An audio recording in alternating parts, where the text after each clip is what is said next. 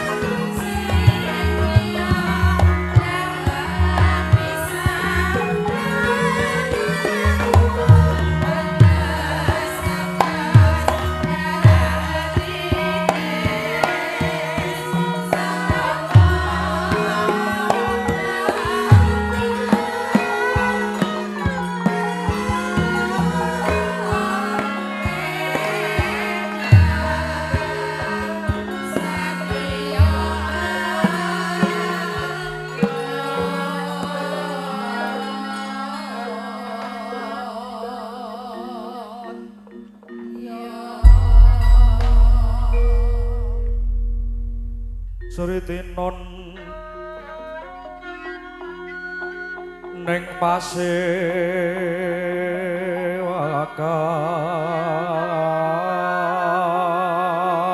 pasewakan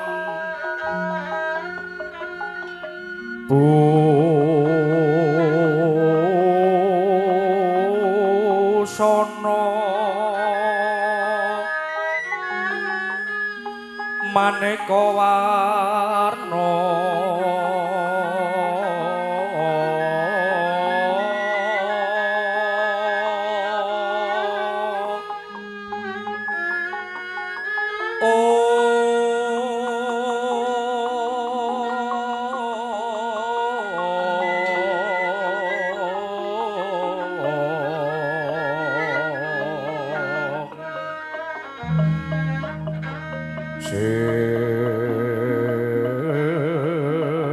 Pak Puspiteng Udyana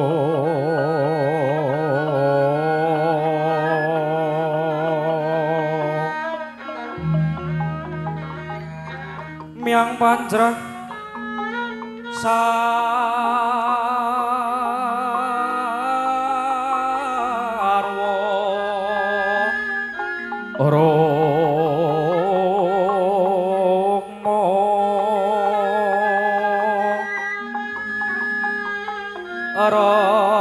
ranggeng maneh Narawata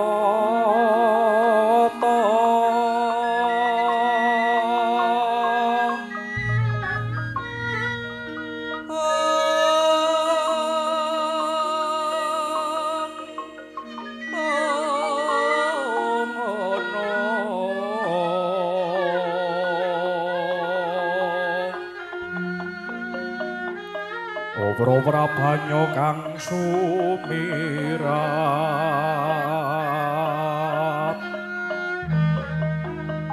kenyaring tejo leliweran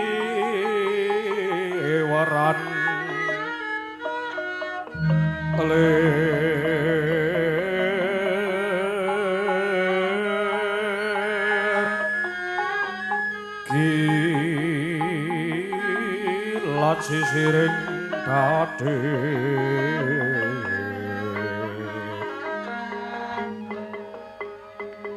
wimbel kekondo mrek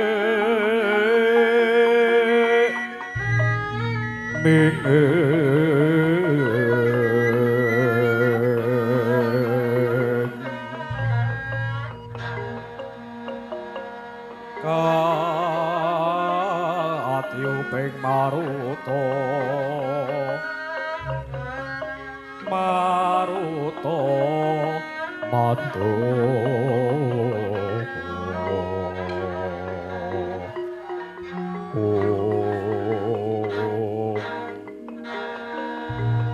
saparan mambar kungas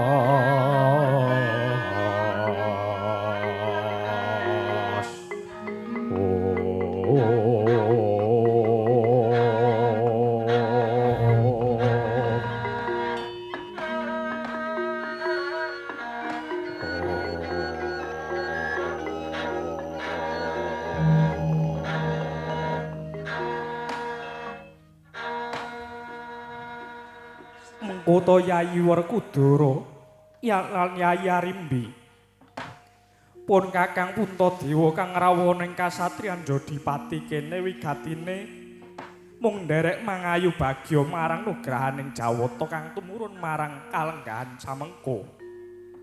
Kang tumurun marang Yayi Arimbi lan Yayi Werkudara yaiku laire Atmaja Niradi kang wis pinaringan tenger Jabang Tetuka.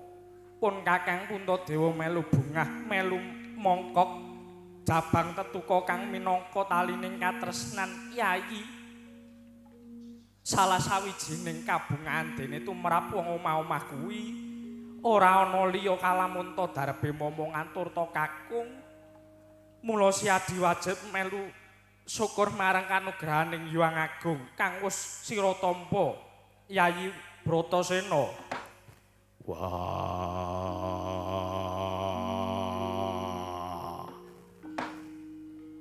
banget panerimaku pangestune barep kang dak jaluk dira samengko Lumintu tujunipun Kakang marang Yayi Werkudara sak keluarga Dimas. Yayi, nadyanto pun Kakang semono uga Dimas Werkudara. Melu bungah dene Yayi Werkudara lan Yayi Arimbi wis pinaringan Atmaja mijil kakung, mongko miturut lakon miturut dawuhe para pinter anak lanang mono kena sinebut anak anungan Nindita. Besok kang kawowo mendem jero mikul dhuwur marang wong Rama lan Ibu Dimas. Lah nggih mekaten to. Koko Prabu Mandura. Koko Prabu. Lah nggih leres mekaten to. Menapa ingkang dados aturipun ingkang rai pun ing Dwarawati. Koko Prabu. wah saklerane Kresna jan makler tenan iki mau ngrasake uyon-uyone malah merem aku. Yo, pancen bener. Miturut pun Kakang, anak lanang kuwi wis to. Kertajine ora bisa dikira nganggo bondo donya. Ora bisa diajem marang Mas Sinten Raja Brana sebab wong duwe anak lanang kuwi ibarate sugih tanpa bondo. Mula pun Kakang melu bungah lamun to putrane Siadi Jabang Tetuka wis lair. Nanging mengko dhisik tak sawang wiwit mau Yayi Arimbi lan Werkudara katone tansah peteng pasuryane ana apa Yayi?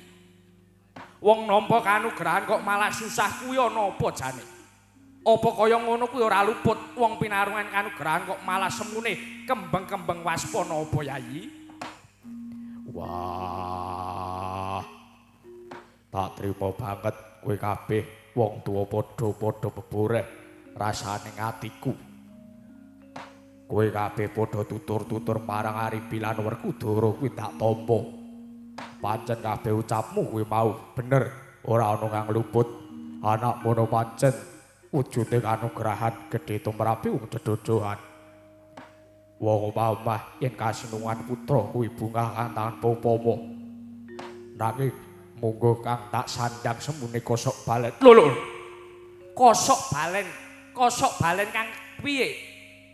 Kang mbok sandang tinemune kosok balen kuwi sing kepire Werkudara?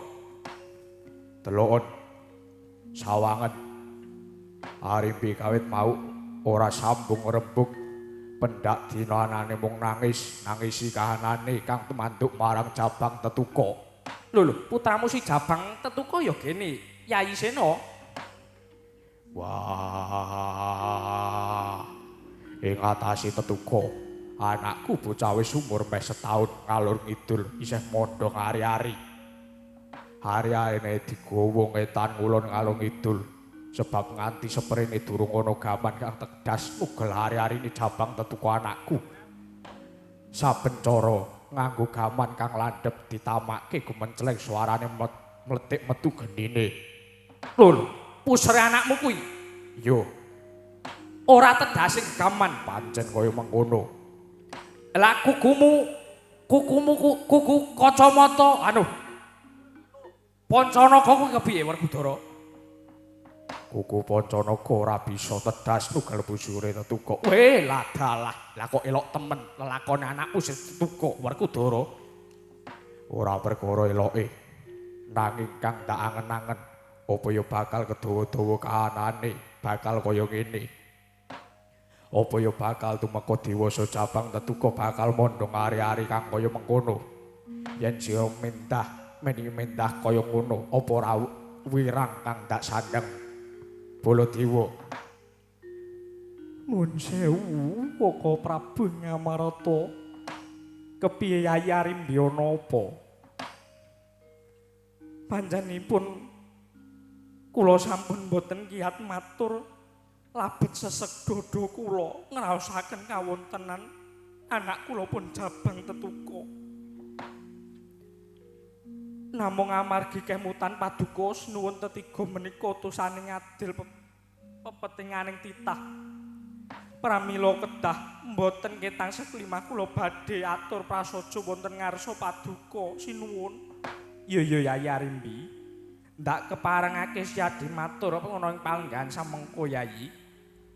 Wah, Arimbi, mara akengkal matur ana ngarsane mbarep.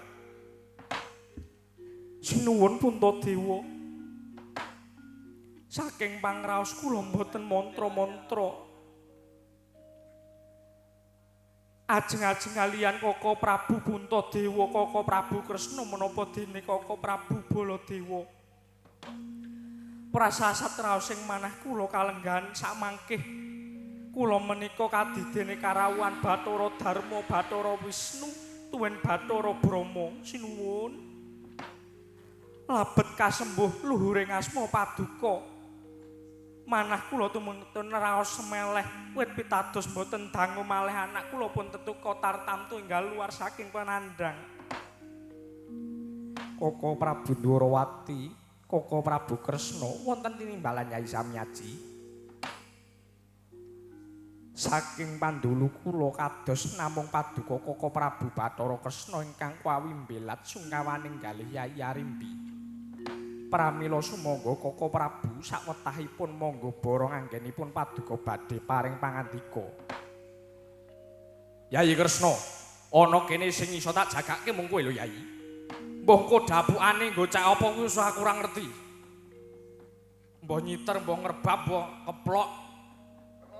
Aku mung manut. Aku mung ning kene iki melu udu omongan ngene iki wis ora iso apa-apa aku. Ayo ikal matur Yayi. Injih Kaka Prabu, mengko dhisik Dimas Werkudara yane Yayi Arimbi. Wah, Kresna kakangku kok piye? Wonten tinimbalan dawuh Kaka Prabu. Sing ndak suwun ngadepi lelakon iki sing jejeg imanmu ya. Aja nganti kelangan kiblat. Ngelingono urip ana ngalam donya mono ana sing nguripi ya kuwi Gusti Kang Maha Wisesa. Mongko sak kabeh lelakon kang dumadyana jagat rame iki ora awal saka pamadine Gusti Kang Maha Kuwasa. Kalbu susahe Adi kuwi mau kabeh wis tinulis dening Gusti. Mula Yayi, ora usah semulang. Tartamtu mengko Gusti bakal paring pepadang. Yayi ya mung jalma pinilih kang kawawa narbuka kaendahan ingkang sumimpen ana sakjroning kesusahan nggih. Dletheng Kresna kakangku ya. Malah yen Adi Sembada matrapake tanduk kang kanthi pertitis, kala mangsa lamun ta janma menungsa kang nandhang susah kuwi malah bisa awuh ing kanugrahan. Susah kok bisa napa wae kanugrahan kuwi nalare kepiye Kresna? Lho, tuladane makaping-kaping malah para Adi dhewe sing wis tau nglakoni. Babagan lelakon sing endi?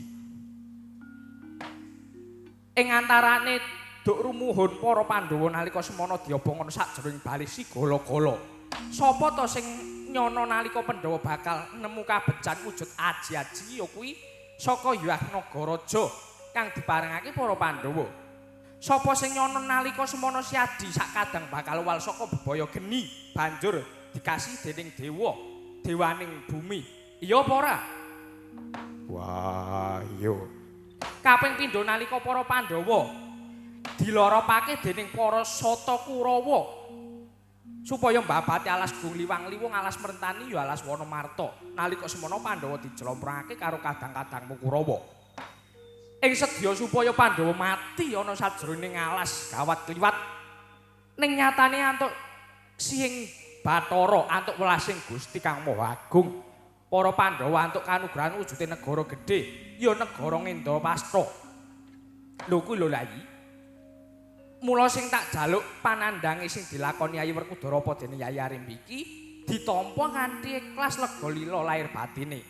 Awit iki ora minangka pacoban nanging dianggep laku tapa brata kang sedhela maneh bakal ngunduh kanugrahan Dimas. Wah, ya aku mung manut pangandikanmu Kresna kakangku.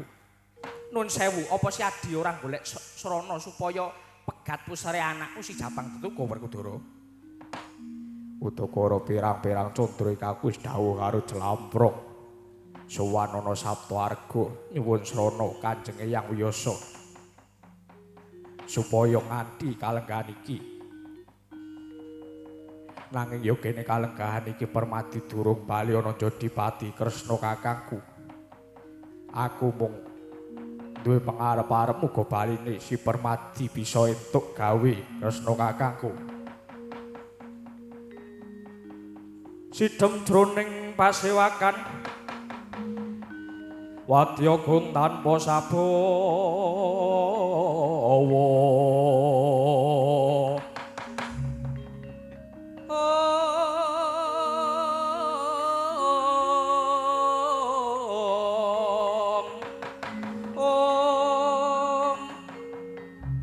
Kaprapan dening Sang Nalendra Tama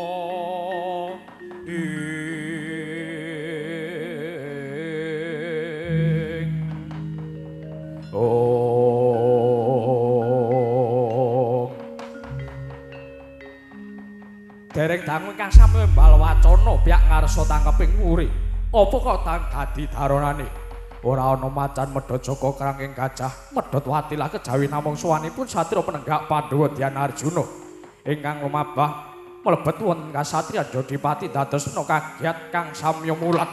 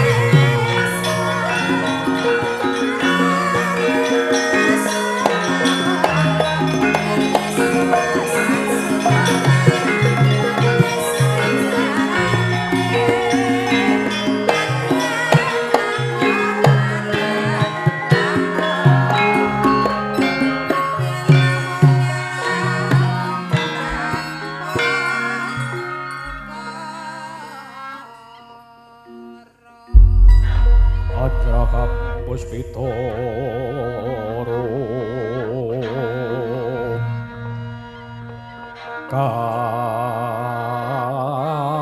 Kasilireng Samirana mreng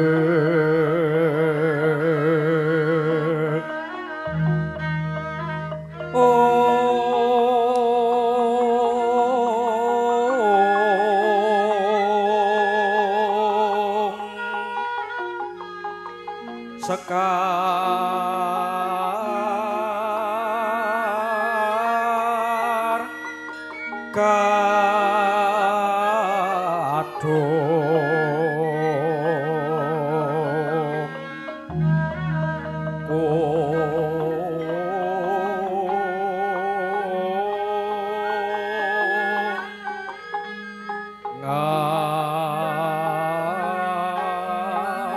ngas kandanyo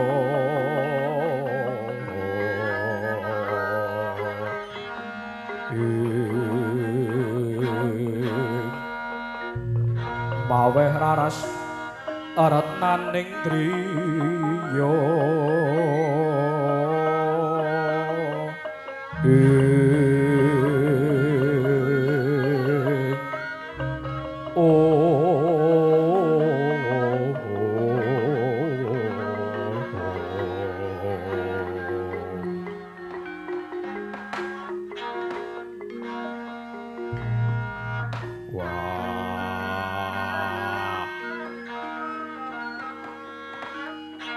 ora sisipaning alku iki adhiku ing Padukara Janaka inggih kasugihan Kakang Mas Werkudara ingkang kula ingkang suwan ngaturaken sembah mugi kunjuk sandhap padha paduka Kakang Mas.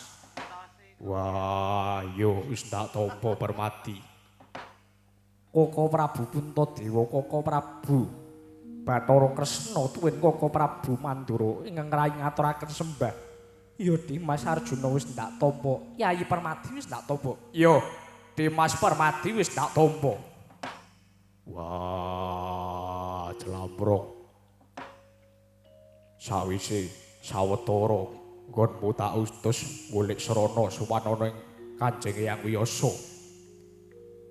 Matur yen to si Adi ya pun Kakang golek srana supaya ngupadi wujude gaman apa wae kang bisa nugel busure cabang tetuka apa setuk gawe. Kula badhe matur kunjuk ngarsanipun Kakang Mas Werkudara. Yo, matur Kang Cetha Permati. Sasampunipun kula sowan wonten ing ngarsaning Kanjeng Hyang Wiyasa, kula kadhawuhan supados ngupadi wujudipun inggih menika pusaka Kuntawijaya Danu. Menika salah satunggalipun pusaka ingkang saged mutung pusaripun ingkang dipun pondhong dening anak kula pun Jabang Tetuka. Sasampunipun kula nyuwun pamit lajeng kula ngupadi budidaya wonten pundi dunungipun pusaka Kuntawijaya Danu. Sadangunipun kula ngupadi wonten ing sajroning wana kula kaprapaken dening Sang Hyang Bathara Narada. Sang Pukulun Bathara Narada paring dawuh kaliyan ingkang pun rayi bilih sejatosipun Pukulun Bathara Narada menika sampun nampi dawuh saking Hyang Pukulun Pramesti Guru supados maringaken wujudipun pusaka inggih menika ingkang wujud Kuntawijaya Danu kagem srana mutung pusaripun ingkang tumanduk wonten putra kula pun Jabang Tetuka. Nanging saking lirwanipun Sang Bathara Kaneka Putra pusaka wau malah dipun aturaken dening satriya ingkang aran Raden Suryatmaja ingkang pasuryanipun mboten benten kaliyan ingkang rayipun Permadi.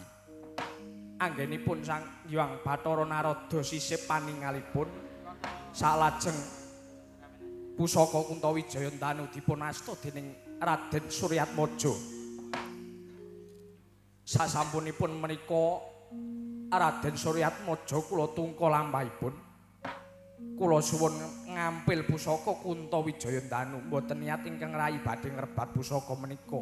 Jenyatanipun kula mboten badhe milik, namun kula badhe nyuwun ngampil pusaka Kunto Wijaya Danu supados saged kagem srana nugal pusaripun anak kula. Namung boten dipun keparengaken dening Raden Suratmojo. Kula Bandayuda kaliyan Raden Suratmojo ing pangajap kula badhe ngrebat pusaka Kunto Wijaya Danu saking astanipun nanging Kakang Mas ingkang rayi namung saged nyaosaken wujudipun rangka saking pusaka Kunto Wijaya Danu ingkang sinebat kayu kastuba mulya. Pangandikan saking nek Bathara Kaneka Putra kayu kastuba mulya menika ingkang saged mutung pusaripun anak kula pun Jabang Tetuga Kakang Mas. Wah, yen pancen bener ucapmu ngono. Wara Gagi. Kaya ngapa wujude kayu kastuba mulya bakal tak gunakake kanggo srana tugeling pusare si Jabang Tetuga anakku Permadi. Monggo Koko Prabu Puntadewa kula aturi amutung pusaripun anak kula pun Jabang Tetuga. Prayoginipun Koko Prabu Bathara Kresna ingkang langkung mangertos saking lelampahan menika. Monggo Koko Prabu Bathara Kresna kula aturi angruwat panandang ingkang dipun sandang dening anak kula pun Jabang Tetuga Koko Prabu. Nyuwun pangestu Yayi badhe kula lampahi menapa ingkang dados dawuh paduka Koko Prabu Puntadewa.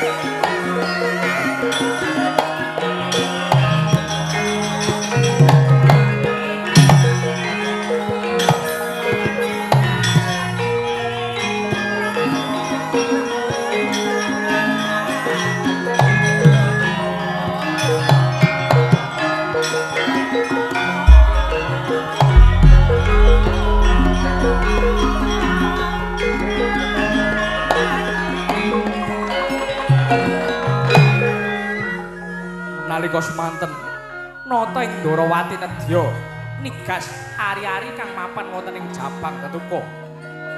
Nalika semanten kaeloaning jagat gaweaning para dewa wujudipun kayu kastuba mulya mlebet wonten padharipun Sang Jabang Tetuga nyarengi tugel pusaripun putra Jodipati Sang Jabang Tetuga kagiat Kadara Wekasan.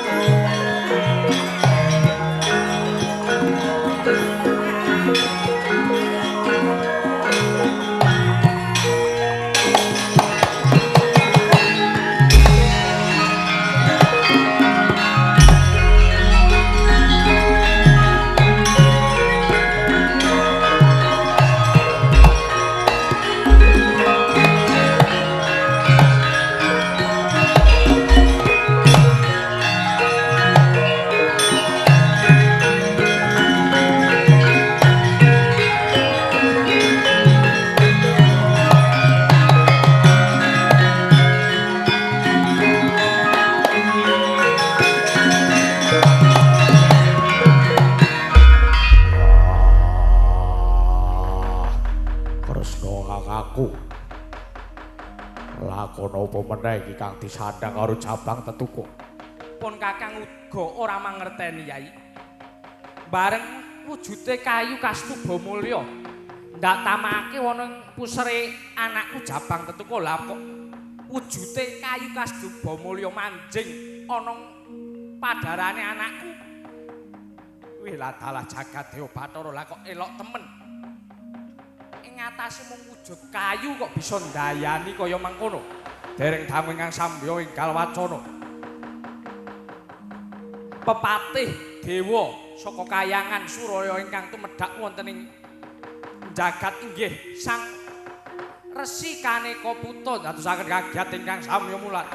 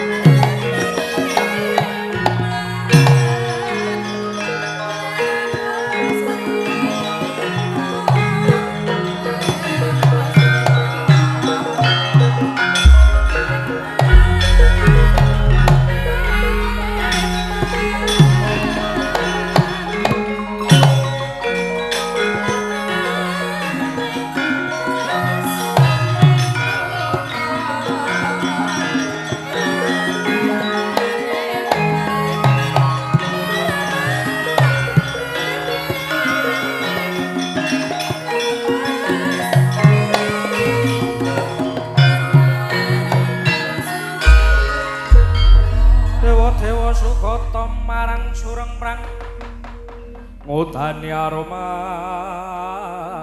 arom ngendan wing awiya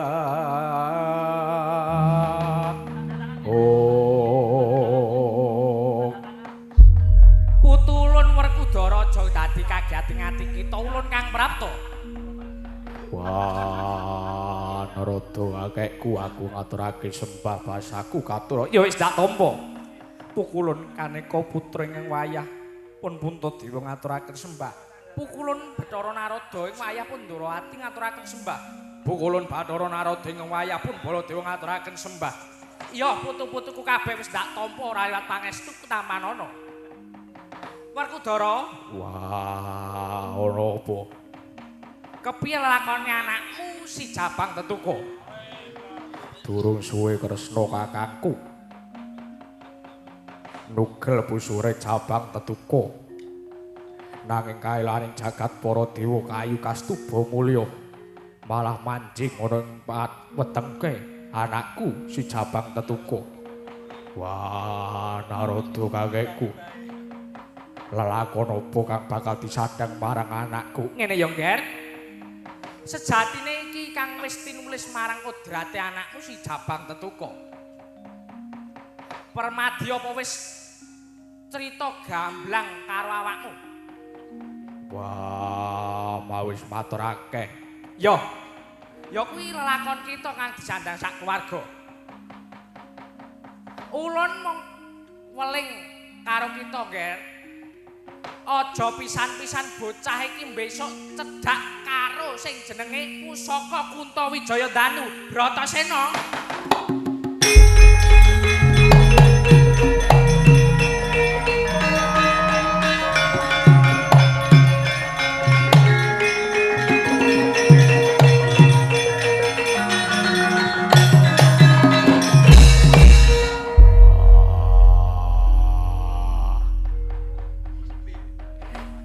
Kakakku Kresna Baladewa Permati kabeh padha krungu ngendikane eyangku ya kuwi Bathara Narada padha dieling-eling welinge pawelinge eyang Kaneka Putra yen Jabang Tetuka ora kena cedhak karo pusaka kang aran Kuntawijaya Danu.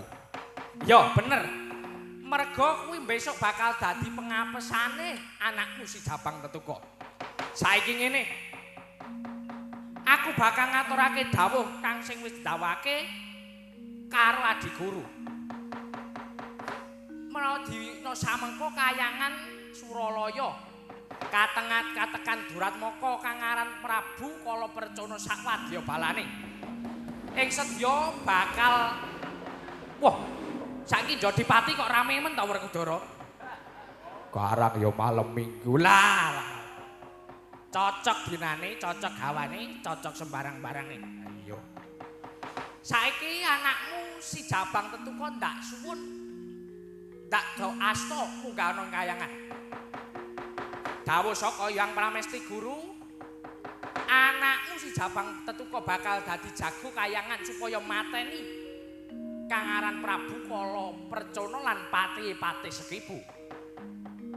wah Narada kakekku Ana apa, Kek? nalari kepiye dene bocah umur setahun kon gelut kon perang karo wujute Prabu Naga Percana apa ya bakal kewagang nandangi geridane Aja kuwatir. Dewa kuwi langkung pirsa ya, Nger. Dewa kuwi ngerti kinodrat kang bakal kelakon ana ing alam donya iki.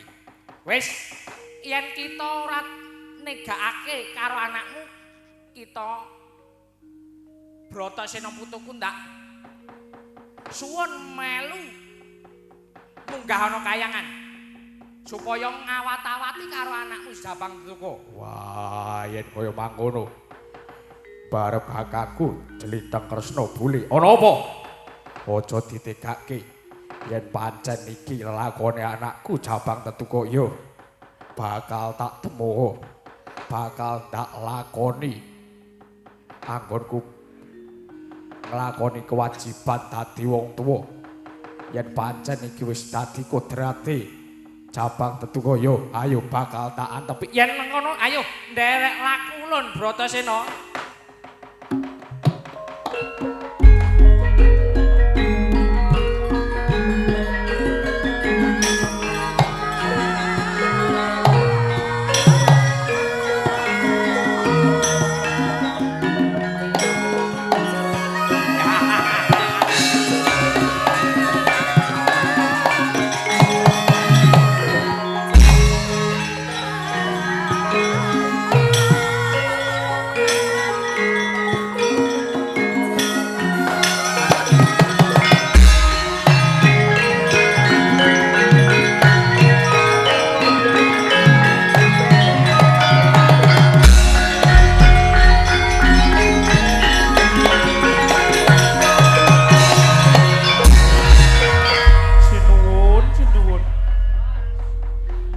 tega temen ngatasé bayi wingi sore dipasrahake dewa kon perang karo mungsuh.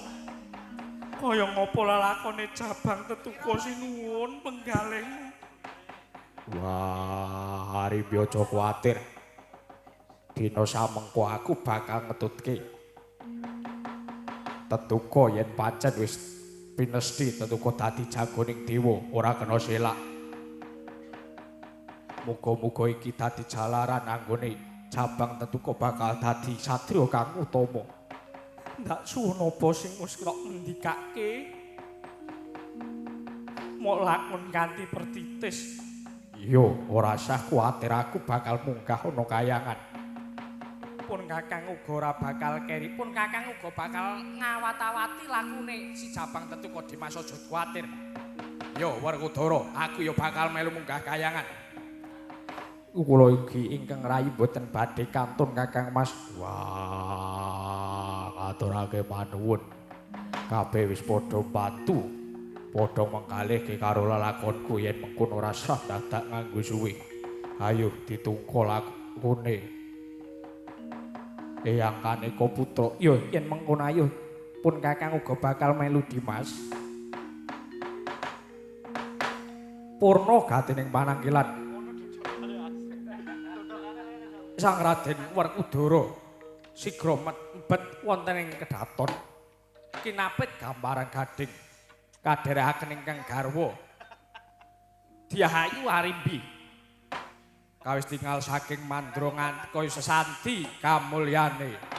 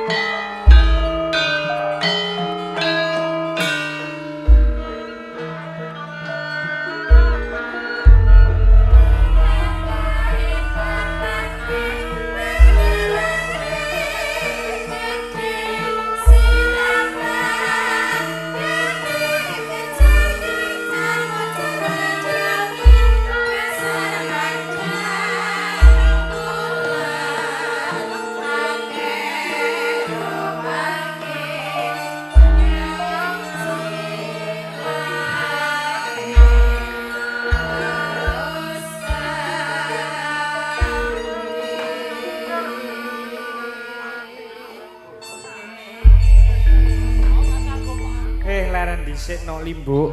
Nggih, Mak. Sadurunge matur kang kathah-kathah ngaturake salam. Nggih. Assalamualaikum warahmatullahi wabarakatuh. Rahayu Namo Buddhaya. No Limbu. Nggih, Mak. Wonten dawuh. Ing bengi iki awake dhewe ketiban sampur. Mbok ketiban boto. Men rada tojo dirasake. ya ketiban sampur wae men ora lara. Iki awake dhewe karo kadang-kadange mas-mas awak dhewe saka Magelang Nggih. didhawuhi supaya ngisi acara bengi iki. Niki acarane napa kok pun gayeng awet wau siang? Iki mono ya kuwi adicara HWN. HWN hari hawan-hawan Ngawur. HWN kuwi Hari Wayang Nasional. Merga wayang wis diakui dening UNESCO. Oh, ngaten diperingati kapan? Nek lemang ngeringati kuwi wingi tanggal 7 November. Ning jenenge arep nguri-uri budaya kuwi ya ora usah kudu pas tanggale sing penting lak wayangan. Nggih. Ngaturake panuwun dumateng ngarsanipun Bapak Grengseng Pamuji. Menika sinten? Menika Bapak Bupati Kabupaten Magelang. Oh. Sing damel acara niki. Heeh. Terus ngarsanipun Bapak DPR Pak Suko Rahadi. Kang nomor 3 Bapak Slamet Ahmad Husain Kepala Dinas Pendidikan dan Kebudayaan. Nggih, kalian Pak Wisen. Heeh. Wis ora usah matur sing akeh-akeh kok awak dhewe iki ndak malah apa ya. Aku mah wis bingung. Mboten napa-napa, karang yo melu ajar gliyak-gliyak gratul-gratul. Ayo ora apa-apa wis melu diplekoto karo kakang-kakangne. Heeh.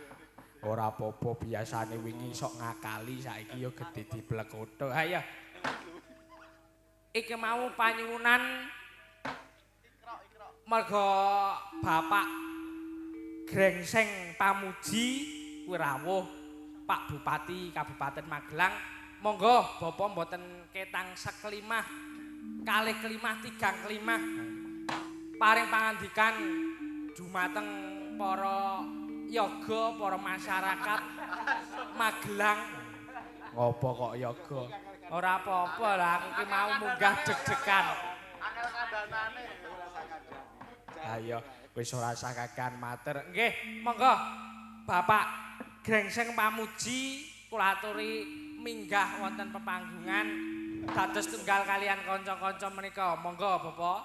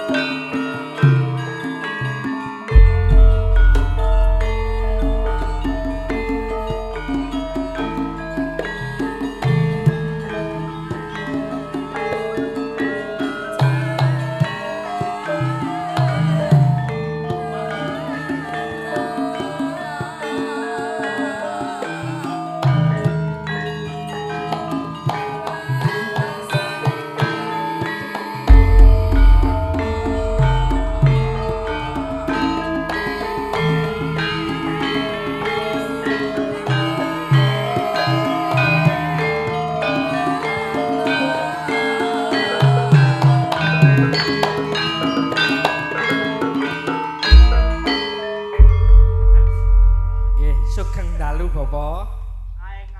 Sugeng dalu. Terus pundi Pak Dalang? Monggo paring pangandikan dumateng para masyarakat khususipun para masyarakat Magelang lan ugi kalian acara menika HWN Hari Wayang Nasional. Monggo nyuwun pangandikanipun.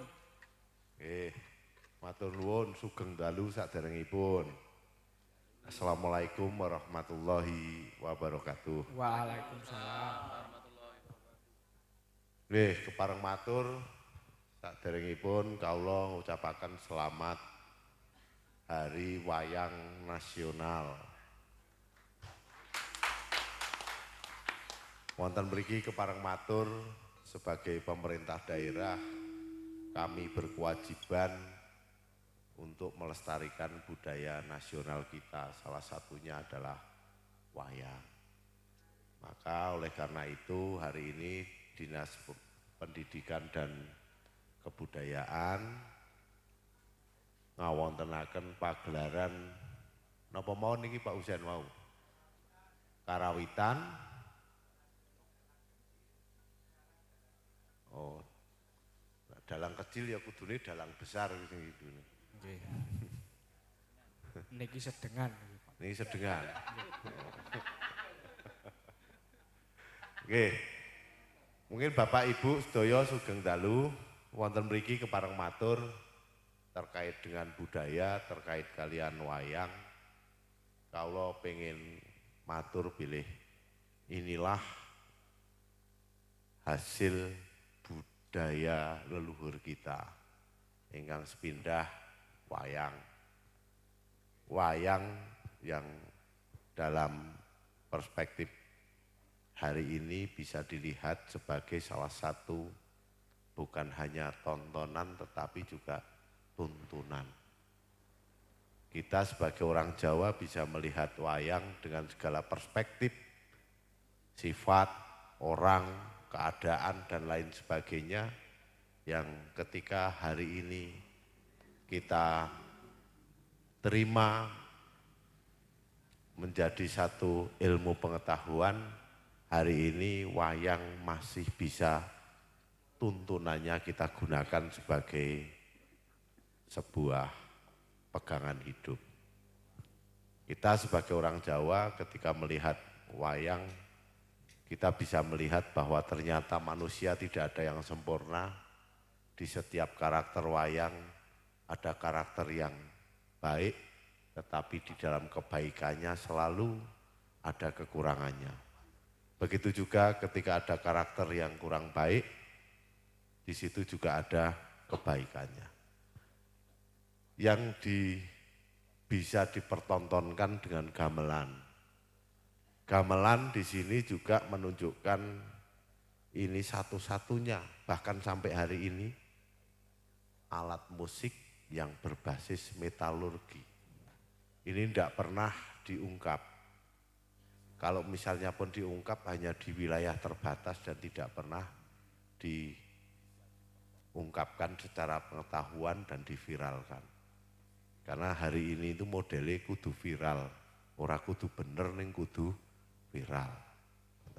Nah ini satu-satunya, kalau panjenengan mirsani semua bentuk alat musik di dunia ini ya, yang menggunakan alat musik metalurgi ya hanya gamelan.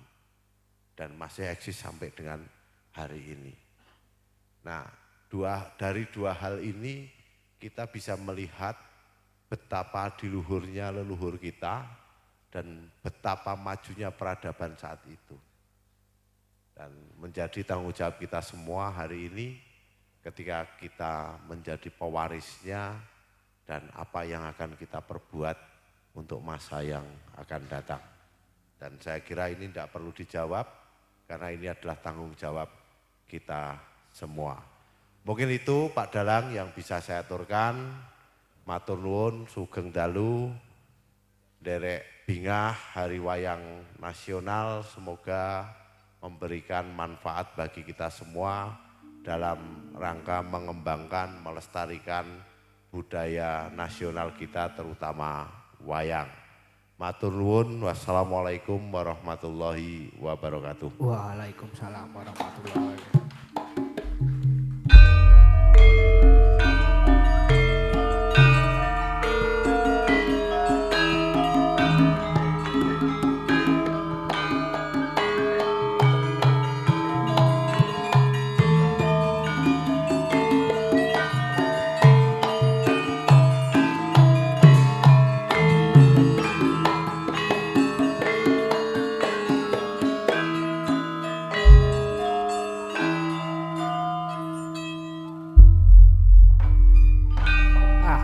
Sembah nuwun ngarsanipun Pak Bupati sampun paring pangandikan. Nggih Mak jan gamblang cetha wela-wela. Aku marep matur kalian Pak Bupati. Matur apa Mak? Supaya budaya iki tambah ngrembaka, wayangan ki aja arang-arang ya jane nak ya. Minimal ge sesasi pisan. Sesasi pisan. Ayo dalang saka Kabupaten Magelang ki walah jan wis akeh ora umum. Kakang-kakangne awak dhewe, senior-seniore awak dhewe, adi-adine awak dhewe walah jan pirang-pirang mawawan dalange 7. Oh, dalange 7 cilik-cilik kabeh. Ha iya, Ora nonton to? mboten. Keset to kok. Wangi enten ayan liyane. Ora sah kakehan gunem kang tanpa guna, awak dhewe paring panglipur para lenggah kang samna mirsani. Nggih. Kang ana langsung ana ing radio Gemilang kene karo sing lumantar streaming ya akeh mestine. Nggih. Sakniki disebarke liwat YouTube saking luar negeri saka pundi-pundi wis saged mirsani. Ah iya. Wah iki Ibu Waranggana rawuh 1 2 3 4 5 selawe. Oh, selawe. Liyane bal-balan. Ya iki wis ketok ana sing wis tau nderek nyengkuyung awak dhewe. Heeh, akeh sing wis tau mengestani awak dhewe. Monggo ibu-ibu Waranggana badhe ngaturaken menapa nderek menika mboten sah dangu-dangu mboten sah kata-kata sing penting paling panglipur ngoten mawon. Niki dalange tasih pirang-pirang bar niki sing luwih apik-apik. Nek kula niku mengke genep-genep kok ya. Ya ora. Ming arep kon diajar. Ha nggih. Tambah pengalaman ya nek nggih.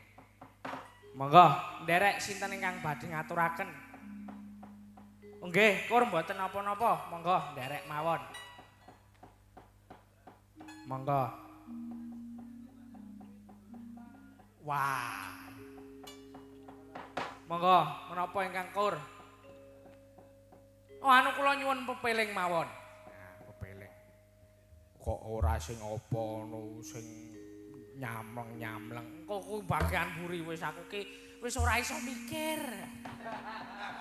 Wis saking wah wis jos tenan. Munggah ke mau wis kemringet.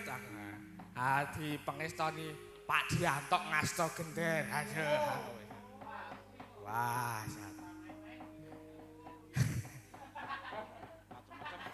Mah matur nembah nuwun Pak Diantok. Mbiyen tau nulungi aku arep kepaten ngenong. Dilalahno Pak Diantok. Lah matur sembah nuwun Pak Dik. Saya rubuh tadi. Rasanya bener saya rubuh. Awang wayahe kenong iki plesetan ya nek ling abane iki 5, terus baru ki ling abane 6 ngene iki. Ayo ora apa-apa guyon-guyon ki wah jan nyenengake karo senior-senior. Heeh wajan. Tambah pengalaman tenan ha ya. Monggo Bu Sinden mawi bawa nggih nderek monggo. Bawane ajeng dibagi 3 mriko rutun monggo nderek. Jineman kur ae paduan suara. Jon bawa Jon. Monggo. Sing nyontep ki apik lho suarane iki.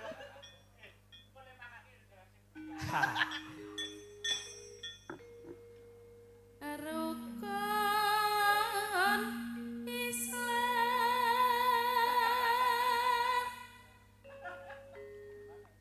kang 5 niki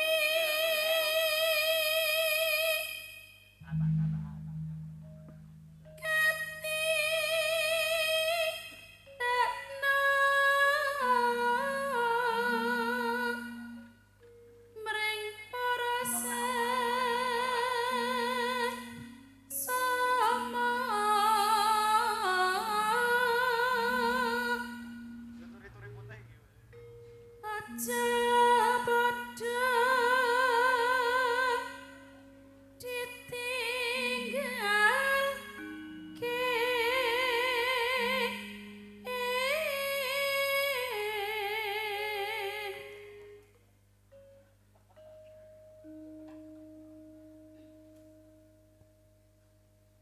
rukun Islam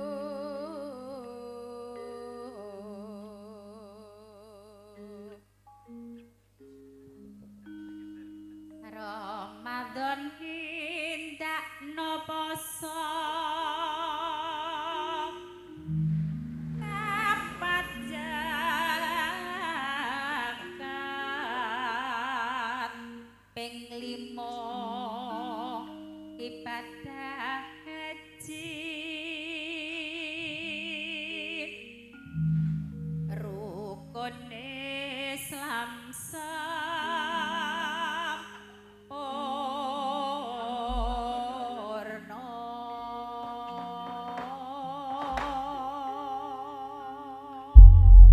matur sembah nuwun.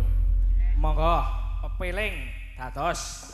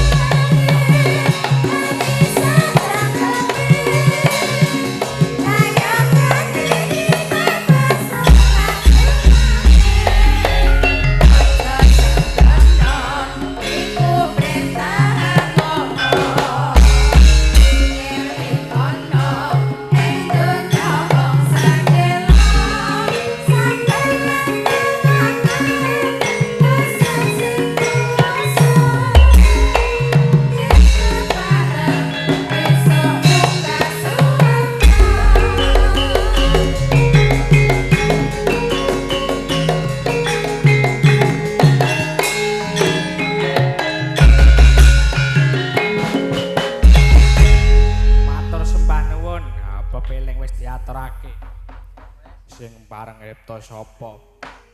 Almarhum Ki Anom Surata kang durung suwe surut kasidan jati. Oh nggih mak wajan. Ha niki pun kathah para maestro sing pun kundur wonten kayunan Gusti. Iya. Mugi-mugi para dalang ingkang sampun kapundhut kaparingan swarga langgeng. Amin, amin. Ayo no iki ora usah suwe-suwe mengko men diterusake karo Mas Arman karo Mas Nopal. Engko ndak ora kurang prayoga. Ayo mundur dhisik no Limbuk. Monggo tak derekake, Mak. Kan samar mamoring sukma Sinok moyo winawing ngasepi pambukaning warana tarlen saking liyep layaping ngaluyup pindha pesating sumena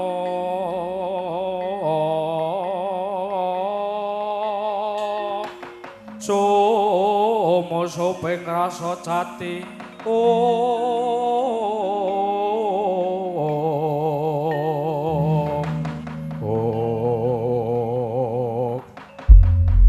ingkang medal wonten ing sanggar sangarum Sang Prabu Kala Pracana ngawi sanggaring para wadya bolong giling wesi pating blebar pating Jayadaya tirta bludakaning daratan.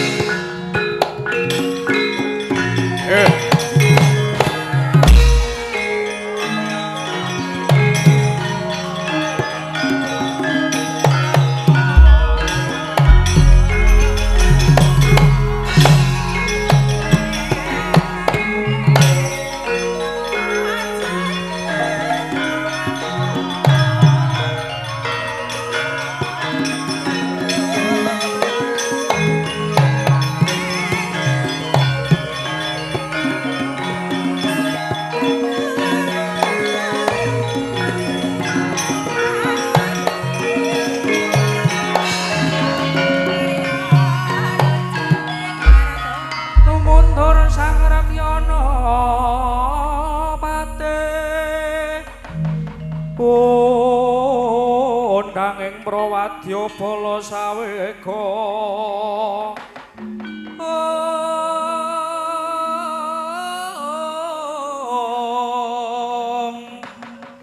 Pok sur tambur miang sesuling mepandhen talutak mewa bandera kakandha warna-warna pindha jaladriyan asri kawuryan Om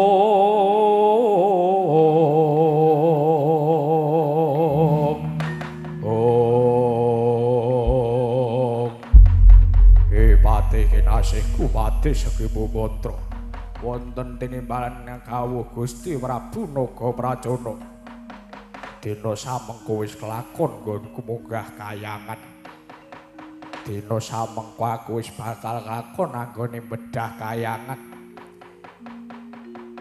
bakal garwa Dewi Suprabharini aja nganti padha dikendhoni para wadyabala giling wesi anggone cancut tali wada malah kepara kencengana. Para dewa wis bakal kalah mungsuh para wadone saka giling wesi inggih. Leres pangandika dawuh Paduka Sinuwun. Dina samengko wis katon morak-marik barisaning para dewa ingsun dhewe lan sira patih Sekipu kang bakal metokake Bathara Guru dewaning para dewa. Ndi bakal tak buktekke sing jarine dewaning para dewa disembah karo wong kawula sak negara. Sedhela malih bakal diganti kepraboning kayangan marang Prabu Naga Prajana. Aja nganti adoh sekolah kuku. Monggo kula dherekaken sinuwun Prabu Naga Prajana.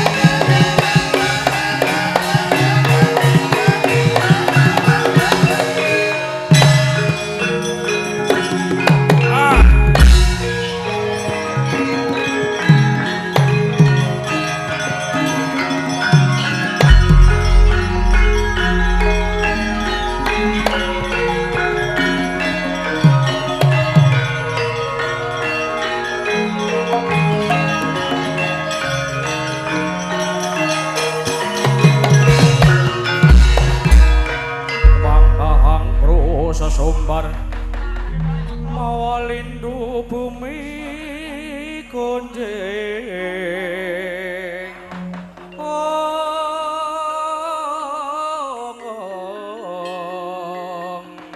Umaludo kuntur kelatung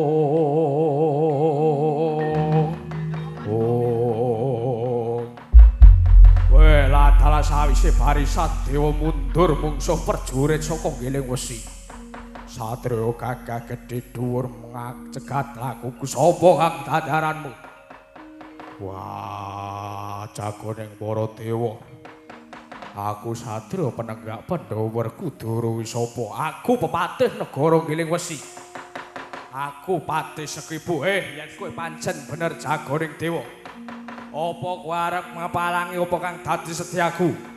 Yen ora kena tak bringake becik aja takut bisa taun-taunke nyawa mati denaku kowe Werkudara.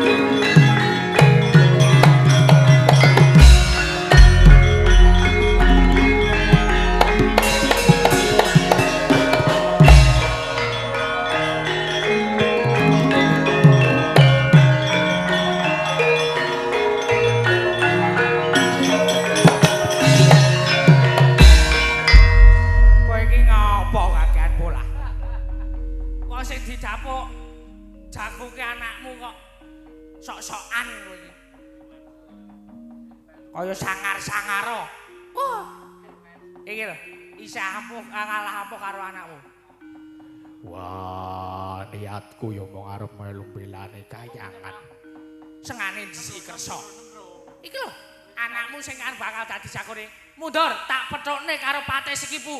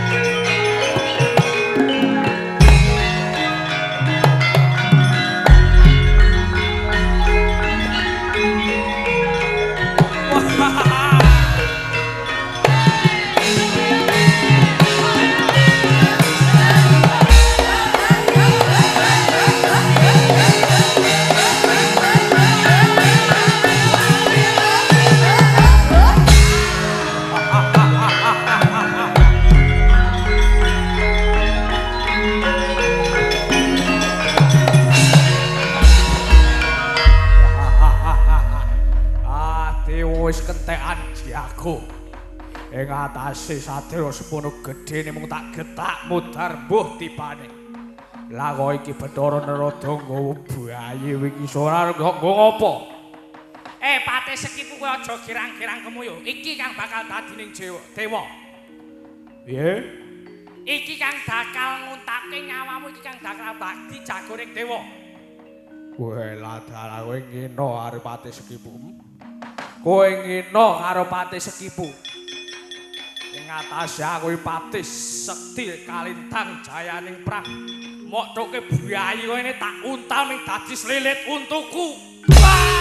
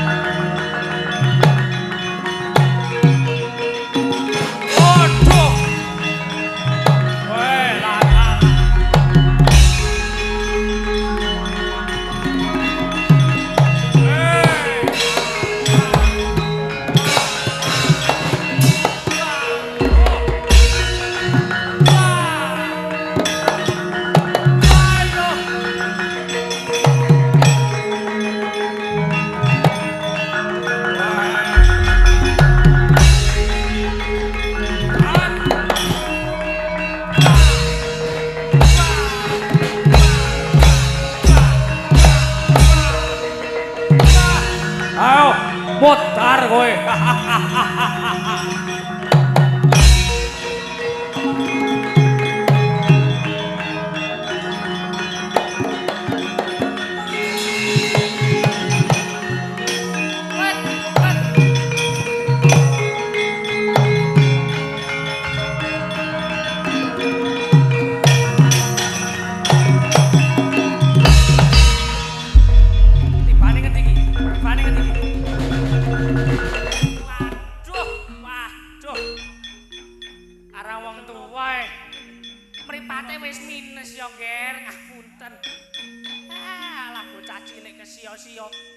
Hyang Pramesti guru ki ya kepiye kan Adi Guru.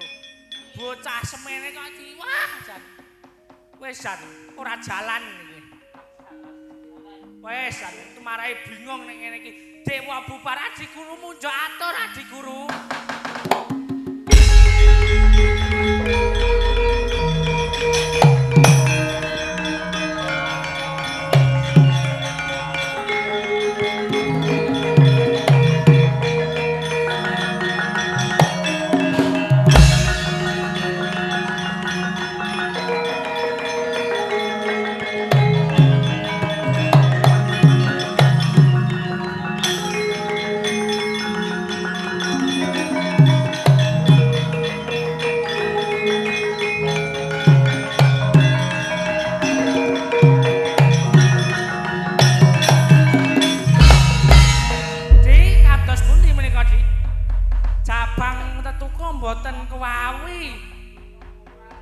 Ngasoraken Patih Sekipu.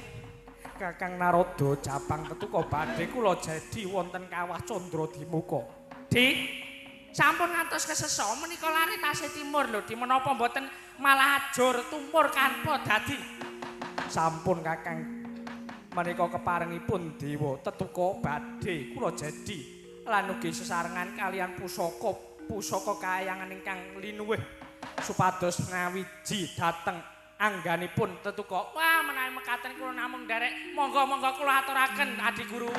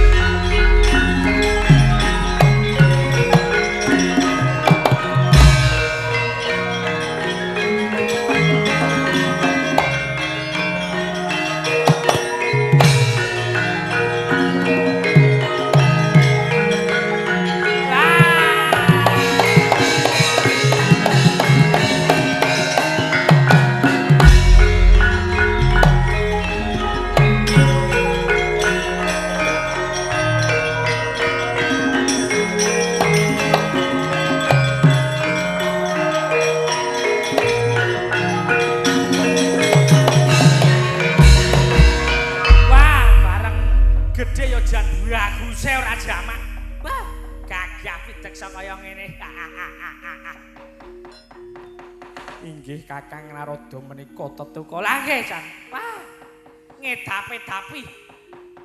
Cahayane sumunar. Wah, calone dadi satriya peng-pengan menika Di. Inggih Kakang Narada. Jabang tetuka kula wonten dawuh kulun. Dina samengko jeneng kita bakal ndak paringi asma aran Harya Gatotkaca.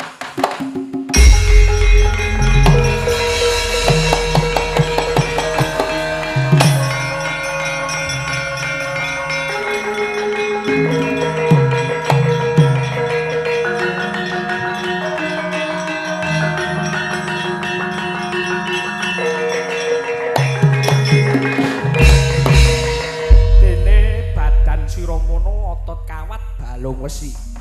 Kita duweni pusaka yaiku kang ngaran Kotenganta Kusuma Caping Basunanda lan Trumpah Pada Kacerma. Kuwi kabeh bisa kita gunakake menawa kita ngadepi bebaya, Nger. Inggih Bu kulun ingkang wayang ngaturaken panuwun ingkang tanpa pepindhan kulun Bathara Guru. Tiba sepadha-padha ya, Nger. Dene saiki kita kudu bisa nyirnakake ratu lan patih saka negara Giling Wesi kang aran Prabu Kala Pracona lan patih Seki Pumantra. Kang dina samengko lagi ngamuk punggung ana kayangan nyuwun pamit badhe kula cangking sirahipun.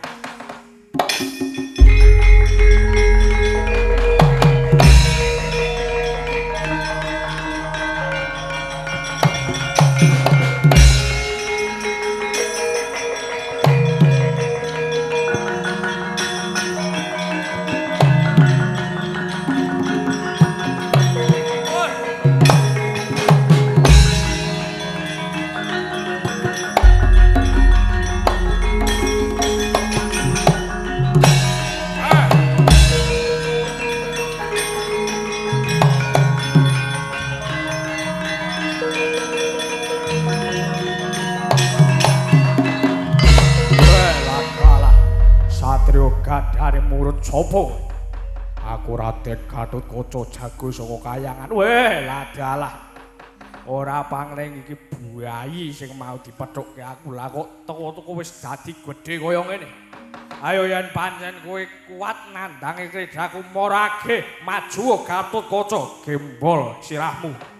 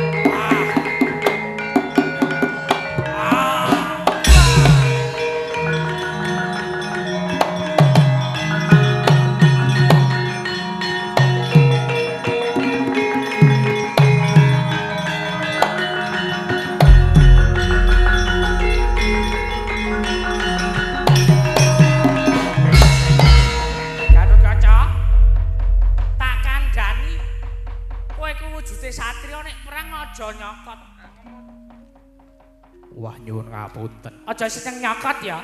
Mboten. Kowe ki satriya kowe kok nyokotan. Kowe anjur sapa-sapa dicokot. Nyuwun pangapunten pukulen. Nyuwun mangkat ora dibaleni meneh ya. Inggih nyuwun pangapunten. Saiki patihe wis mati. Ratune isih gleah-gleah kaya ngono. Pateni Gatotkaca. Nyuwun pamit pukulen.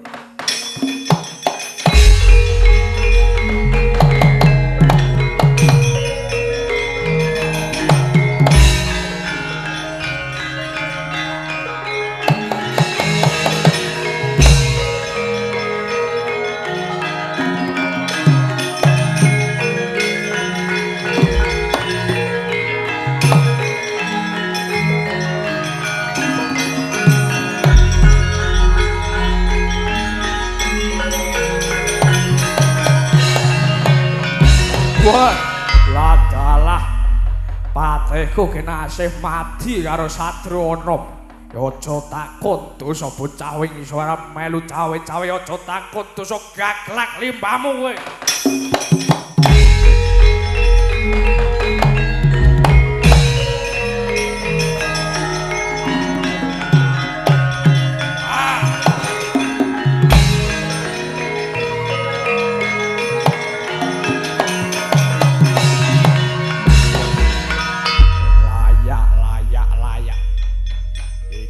Pangling si jenenge Gatotkaca yo. Ayo dasar para nyotaku Gatotkaca. Yo. Yen pancen kowe bisa mateni patihku. Ayo iki ratune untapno nyawane mati tenaku. Wah!